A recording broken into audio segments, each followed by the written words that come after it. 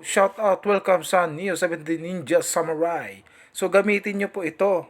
Napaka-importante nito. Pag nakita nyo, gumawa kayo ng reels dyan. At nung ginamit ko po yan, lumabas yung own, watch your own video. Ayan, lumabas yung ads. Ayan. Yun. Ako pa, sarili ko pang video yan. Winatch ko. Kaya napanood ko na rin yun kay Inday Bida-Bida na pwede mong iwatch sa sarili mong video. Kaya yan ang gawan nyo ng paraan na pag nakita nyo yun, ito, kailangan gamitin nyo po yan. Diyan kayo mag-watch. Mag-create kayo ng reels dyan, Tapos, pwede nyo i-upload, tapos i-watch nyo yung video nyo, lumabas yung ads. Ayan. Lumabas siya.